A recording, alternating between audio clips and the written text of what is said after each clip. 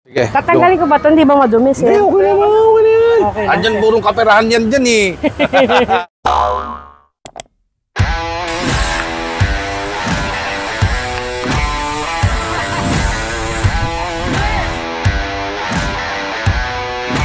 Are you ready?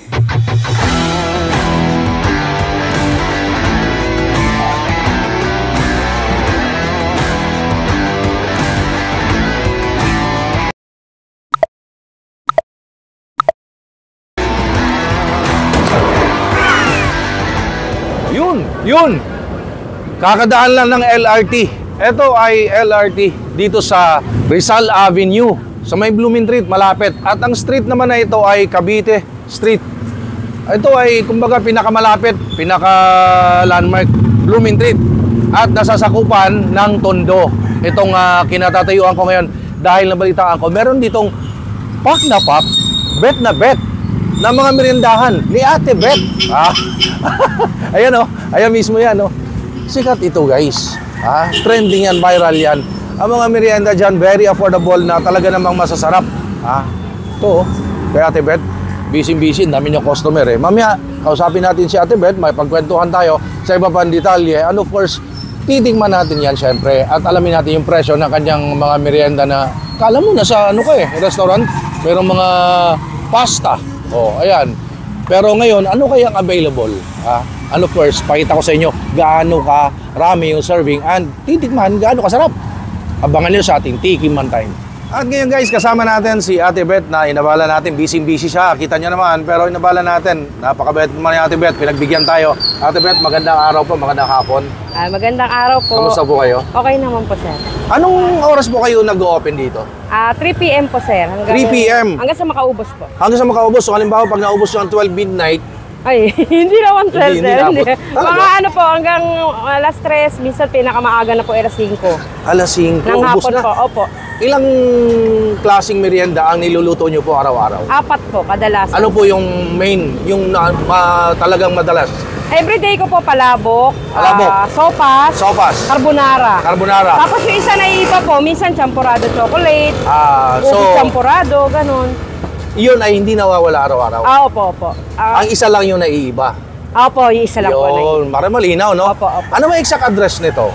ano po, dito po sa Rizal Avenue, Blooming Street, ano? Ano mo na lang, Cavite Street, diba? I-ano nyo na lang po, i-F Sino siya, anak ko? vulcanizing. Hindi po. Anak-anakan po. Ano, anak-anakan niya. Ay, akala ko anak nyo. Ang pogi, di ba? Hindi, ang ganda. Kasi kayo. So, anong pangalan nyo?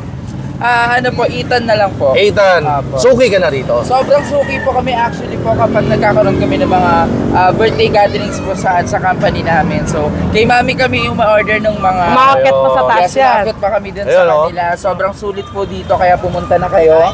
So, hindi po kayo magsusulit kasi yung babayad nyo po as in sa halagang 30 pesos may lugaw ka na, di ba? Merienda. Sopas man yan, and especially meron din silang mga ano dito, pancit minsan, and carbonara. Especially masarap din po yung ano nila, palabok. Ay, Tsaka yung puto nila. Ayun. Sana all may company. Company daw nila eh. Yun. Ate Bet, balik tayo kay Ate Bet. Kailan po kayo nag-start? Ano na rin, may 15 years na rin kami dito, sir. 15 years? Opo. Saan kayo nag-start? Doon po sa kanto, sir. Doon sa kanto na yun? Opo, yan 7-Eleven po. PNB pa po dati yan.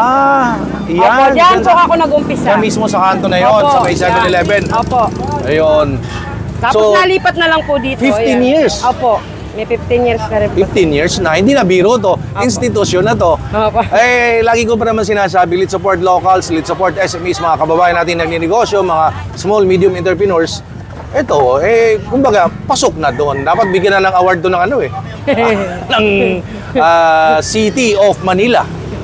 Diba? Kasi mayroon mga ganun eh. So, Ate Bet, mensahe nyo po bilang 15 years na kayo, bilang pasasalamat sa mga matagal nyo na suki. Message nyo po. Ay, nagpapasalamat po ako. Kung tutusin po, unang-una talaga yung sa mga nagbablog sa akin. Yan po yung ano ko, kasi mula po nung na-vlog, mas lumakas pa po yung paninda ko. Ayun. Number 1 po talaga yan si Kali Food Vlog. Yan ang kauna-unahang nag-vlog sa akin. Oo. Tapos hanggang sa nagsunod-sunod na. Swerte po yun si Kali Food Sino? Vlog.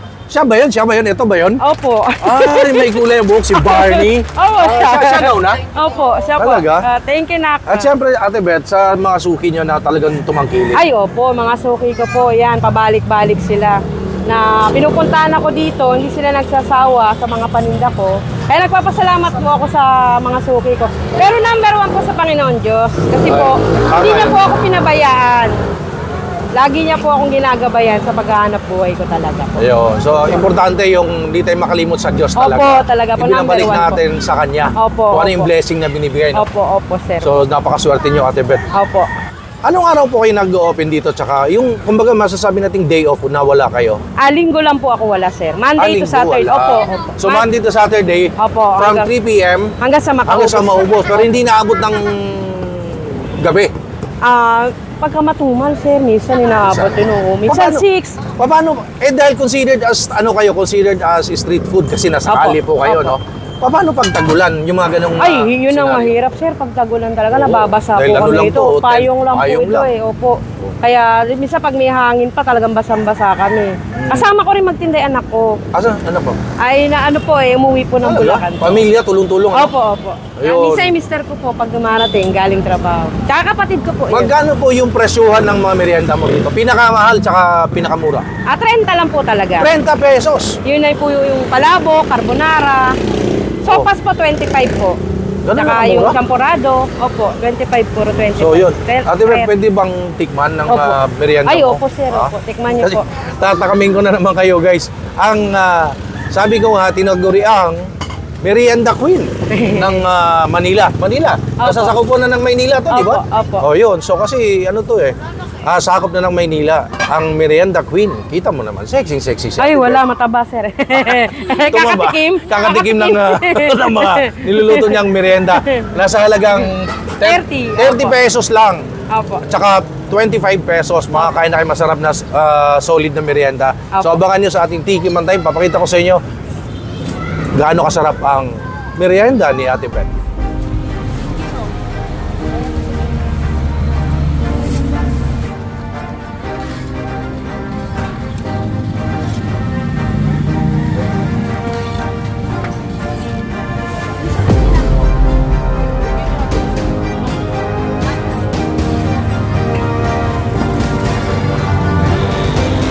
Kita mo, konti na lang. Malapit na maubos. Hindi ako umabot sa puto. Nandun na sa finish line eh. Nakita ko si kanina may puto, ano? Ate Beth, yung puto hindi ako umabot. Ba't wala? Opo, mabili rin po kasi yung puto namin eh. Ganun. Opo, inahango ko lang po ito. Diyan po sa palengke ko kay Kuya Bong. Yun. So maganda nagtutulungan, nakakatulong ka kay Kuya Bong Opo. sa paninda niya, doon ka bumibili. At dito, natulungan mo rin. Mabilis po talaga yung puto ko kasi Oo. partner po talaga ng palabok, ng sopas, kaya gusto rin po. Sayang, di ako umabot. Pero di bale, next time. Opo, sir, nakalimutan kita lagyan kasi. Ate Beth. So ito guys, tingnan na natin pinagmamalaki ni Ate Beth ng mga murang merienda, no? Ayan, oh. Ito yung 25 pesos, may chicken. Ayan, tingnan natin. Ayan, oh. May chicken. Kasi sa karami, 25 pesos. Oh, Tiki Man Time. Tikman natin, oh. Oh, creamy. Oh, tikman natin.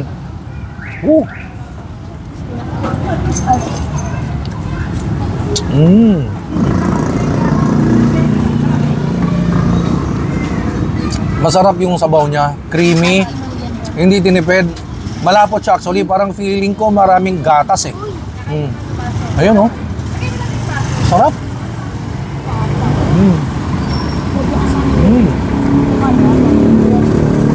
May chicken.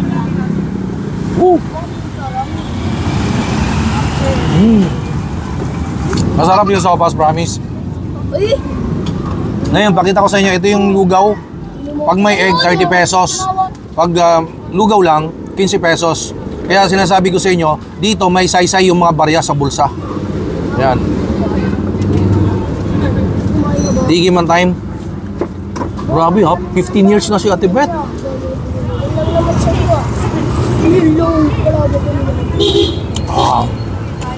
Masarap yung lugaw, malasa.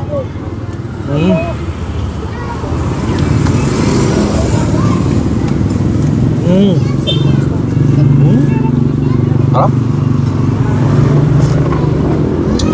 Mukbangin ko na to.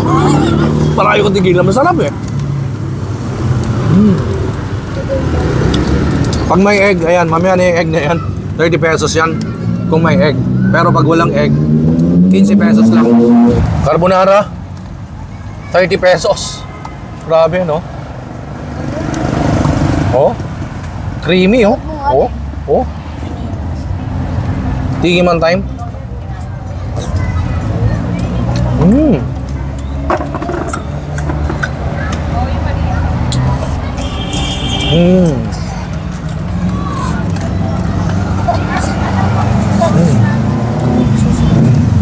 Sarap. Creamy talaga. Walang biro, guys. Yung mga pagkain niya rito, hindi tinipid sa sahog. Ito naman ngayon, ang tikman natin yung palabok. 30 pesos. Oh.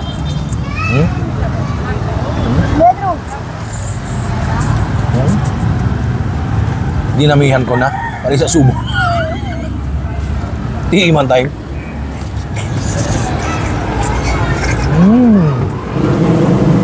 Sarap. Masarap yung palabok, promise. Sama ako na ng egg.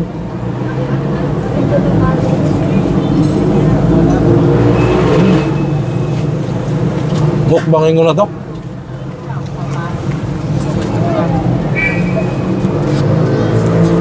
Bawal ang mga ano dito, pasyala. Since nasa ano siya, street food style, street food concept. Nasa kalsada lang. So, mabilis maubos dito, guys. It starts at 3 p.m. until supply last. So, 5 p.m. minsan 6, ubos na. At malapit ko na rin maubos. Tinutuhanan eh.